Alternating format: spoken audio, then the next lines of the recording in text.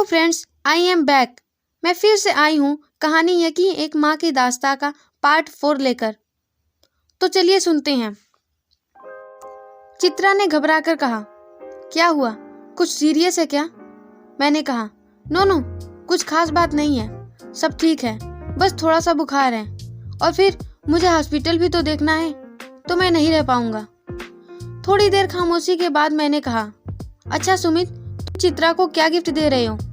चित्रा ने कहा, इनसे मत पूछो, ये गिफ्ट देने में आज भी ढीले हैं। सुमित ने कहा, इसीलिए पूछ लेता हूँ, बताओ क्या चाहिए तुम्हें?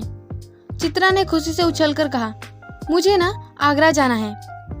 आशा ने प्यार से पूछा, आगरा में क्या है मम्मी?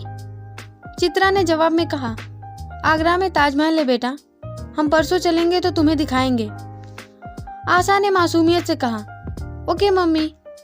चित्रा ने मेरी तरफ देखकर कहा, अच्छा प्रशांत, परसों हम लोग आगरा जा रहे हैं, तुम भी उधर से ही आ जाओ, ज्यादा दूर भी नहीं है। मैंने कहा, अरे हाँ बिल्कुल ठीक कह रही हो तुम, बस बगल में ही तो है, 10 सेकेंड में पहुंच जाएंगे। सुनकर सुमित हंसने लगा और उसे हंसता देखकर मैं भी हंसने लगा, लेकिन चित्रा को मेरी तरफ घूर कर देखता पाकर मैंने कहा, मतलब चित्रा, तुम तो जानती हो ना कि आगरा से दिल्ली की दूरी कितनी है। फिर कभी प्लान करेंगे और सब साथ में 10-15 दिन का वेकेशन मनाएंगे, अभी तो तुम लोग चले जाओ।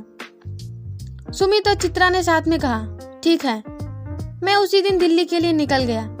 दूसरे दिन मैं अपने हॉस्पिटल में था, एक सीरियस केस था, तो मैं ऑपरेशन रूम में था।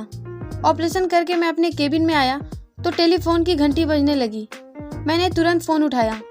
उधर से किसी अनजान आदमी की घबराई हुई आवाज आई, हेलो, क्या मैं डॉक्टर प्रशांत से बात कर रहा हूँ? मैंने कहा, जी बोलिए। उसने कहा, मैं सृष्टि हॉस्पिटल से बोल रहा हूँ, यहाँ एक 30 साल की लेडी और 32 साल के आदमी को मैंने भर्ती कराया है। मैंने पूछा, तो आप मुझे क्यों बता रहे हैं? उसने कहा, जी उनके पास आपका नंबर मिला है। मैं डर गया, ये कौन है जिसके पास मेरा नंबर मिला है? मैंने घबराते हुए कहा, अच्छा आप उनका नाम, उनकी पहचान कुछ तो बता सकते हैं? उस आदमी ने कहा, देखिए इनके पास ऐसा कुछ नहीं मिला, पर ऐसा लग रहा था कि ये आगरा घूमने आए थे। सुनते ही मेरे हाथ से टेलीफोन छूट गया। मेरे मुंह से अचानक निकला, सुमित, चित्रा, आशा। मैंने टेबल पर रखे गिलास से पानी पिया और तुरंत आगरा के लिए निकल गया। वहां से जाते वक्त मन में इतनी उथल पुथल थी, इतने अजीब ख्याल आ रहे थे कि क्या बताऊं। हॉस्पिटल पहुंचकर रिसेप्शनिस्ट से सुमित और चित्रा का रूम पूछा और उनसे मिलने पहुंचा। सुमित को ज्यादा चोट नहीं लगी थी, लेकिन फिर भी सिर पर टाके लगे थे और उसे होश आ चुका था। मैंने सुमित का हाल पूछने के बाद कहा, मैं चित्रा से मिलकर आता हूँ। मैं चित्रा से मिलने तो पहुंचा, लेकिन वो बेहोश थी। उसके डॉक्टर ने बताया कि उसके सर पर गहरी चोट लगी है। मैंने डॉक्टर से पूछा, पर वो ठीक तो है ना? डॉक्टर ने कहा, जी चोट तो ठीक हो जाएगी, पर। मैंने कहा, पर क्या डॉक्टर? डॉक्टर ने कहा, पर सिर पर चोट लगने से उनके दिमाग पर गहरा असर पड़ा है। उन्हें कोई भी स्ट्रेस या कोई भी बुरी खबर उन्हें मेंटली अफेक्ट कर सकता है, सो बी केयरफुल। चित्रा की हालत सुनकर मैं डिस्टर्ब हो गया और जब बाहर आया तो मुझे आशा का ख्याल आया। मैंने डॉक्टर से आशा के बारे में पूछा तो उन्होंने बताया कि आशा नाम की लड़की यहाँ लाई ही नहीं गई। मैंने पूरा हॉस्पिटल छान मारा, लेकिन आशा कहीं नहीं मिली। मैं पागल हो गया। एक एक वार्ड चेक किया, डॉक्टर नर्स सबसे पूछा, लेकिन आशा कहीं नहीं मिली। मैंने ये खबर सुमित को देने की सोची, लेकिन समझ में नहीं आया कि उसे कैसे बताऊं, क्योंकि उसकी तबीयत पहले ही खराब थी और ये खबर सुनकर वो और भी परेशान हो जाता। इसलिए मैंने एक्सीडेंट प्लेस का पता लगाकर पुलिस को लेकर छानबीन की, लेकिन आशा का कोई पता नहीं चला। और जब मैं हॉस्पिटल वापस आया तो सुमित से मिला। वो चित्रा और आशा के बारे में पूछने लगा।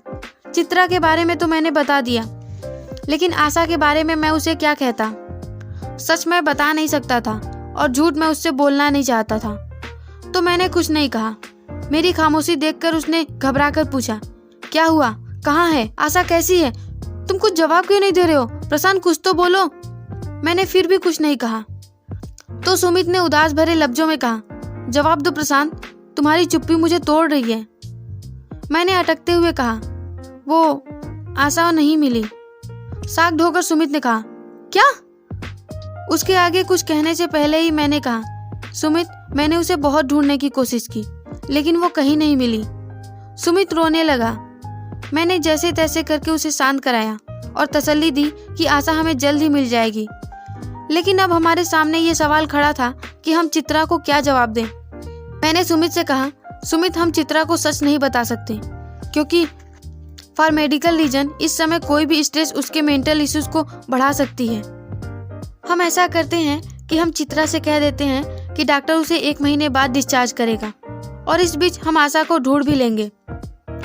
तब तक तुम किसी होटल वगैरह में ठहर जाओ। मैं उठकर जाने लगा तो सुमित ने कहा, और तुम? मैंने कहा, मैं कहीं और रह लूंगा क्योंकि अगर तुम्हारे साथ रहा तो चित्रा को शक हो जाएगा। सो कहकर मैं बाहर आ गया। हफ्ते बाद चित्रा डिस्चार्ज हो गई और बीते 1 महीने में हमने आशा को ढूंढने की पूरी कोशिश की। पुलिस पावर, मेडिकल पावर सब लगाकर देख लिया मगर कोई जवाब नहीं मिला। और आखिरकार चित्रा हमसे सच की मांग करने लगी। यहाँ तक कि न बताने पर उसने सुसाइड करने की धमकी भी दी और हार कर हमें सच बताना पड़ा। सच सुनकर उसने कोई रिएक्ट नहीं किया बल्कि वो बेहोश हो गई। हमने उसे हॉस्पिटल में भर्ती कराया। 2 दिन बाद जब उसे होश आया तो वो पहले की तरह हमें हंसती खिलखिलाती दिखी। एक बार मुझे और सुमित को लगा कि कहीं वो पागल ना हो गई हो, लेकिन चित्रा ने कहा, आप लोग मुझे पागल मत समझिए, मैं ठीक हूँ। हाँ सुमित, मैं ना होटल में रहते रहते बोर हो गई हूँ। आप ना यही आगरा में एक घर ले लीजिए। जब तक आशा वापस नहीं आएगी हम कहीं नहीं जाएंगे। ये सुनकर सुमित ने मेरी तरफ बेबस निगाहों से देखा तो मैंने उसे इशारे में कहा कि मैं हैंडल करता हूँ। मैंने चित्रा के पास जाकर कहा, चित्रा, आशा कभी नहीं आएगी, वो हमें छोड़कर जा चुकी है। और तुम ये बात? आशा ने बीच में ही कहा, क्या तुम दोनों एक ही बात कब से रटे जा रहे हो? अच्छा बताओ, उसके मरने का कोई क्लू मिला है? मैंने और सुमित ने ना में सिर हिला दिया। चित्रा ने फिर कहा, उसकी लाश मिली? हम दोनों ने फिर से ना में सिर हिलाया। तो चित्रा ने कहा, तो फिर वो मेरी बेटी है, मैं उसे जानती हूँ, वो वापस जरूर आएगी। अगले दिन चित्रा के साथ हमें घर वापस जाना था तो सुमित चित्रा के साथ चला गया, लेकिन मुझे डॉक्टर ने रोक लिया।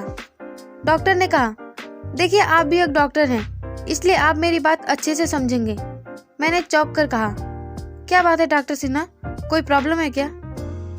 डॉक्टर सिन्हा ने गंभीरता से कहा, हाँ बहुत बड़ी प्रॉब्लम है, और वो प्रॉब्लम ये है कि मिसेस चित्रा के दिमागी हालात अभी उतने बेहतर नहीं है, इसलिए हमें ध्यान रखना होगा कि वो किसी तरह का स्ट्रेस ना लें। स्ट्रेस की वजह से उन्हें दौरे भी पड़ सकते हैं।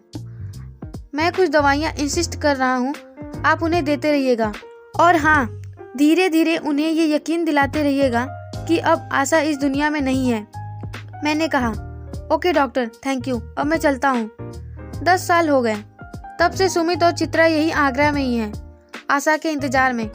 पता नहीं आशा अब कहाँ पर है, पर मैं भगवान से रोज यही दुआ करता हूँ कि उनका इंतजार जल्दी खत्म हो। प्रशांत, प्रशांत, मेरे कानों में मेरी पत्नी की आवाज गूंजी तो मैंने सामने देखा। सुबह हो चुकी थी। मेरी पत्नी रेखा ने कहा, आप रात भर यहाँ क्या कर रहे थे? मैंने कहा, अपनी जिंदगी के पन्ने पलटने गया था। रेखा ने कहा, क्या? मैंने कहा, कुछ नहीं। मैं नहा धोकर फ्रेश हुआ और डाइनिंग टेबल पर बैठा ही था कि फोन की घंटी बजी। फोन पर सुमित का नाम फ्लैश हो रहा था। मैंने उठाया तो सुमित ने घबराई हुई आवाज में कहा, यार प्रशांत, चित्रा को फिर से दौरे पड़े हैं। मैंने कहा, उसे इंजेक्शन देकर सुला दो, कुछ देर बाद वो ठीक हो जाएगी। सुमित ने वैसा ही किया। इसके बाद मैंने कहा, सुमित, मुझे नहीं लगता कि चित्रा की हालत ऐसे ठीक होगी। तू उसे कहीं दूर ले जा, कहीं भी, मगर यहाँ से दूर। सुमित ने कहा, तुम तो जानते हो मैं कितनी कोशिश कर चुका हूँ, मगर वो मानती ही नहीं। प्रशांत, हम कुछ दिनों में चित्रा का बर्थडे आ रहा है, तुम एक काम करो, इसी बहाने उसे घुमाने ले जाओ। सुमित ने कहा, ठीक है, मैं देखता हूँ। मैंने कहा, ठीक है। मैं हॉस्पिटल पहुंचा तो भीड़ बहुत लगी थी। मैंने नर्स से पूछा, ये इतनी भीड़ क्यों है?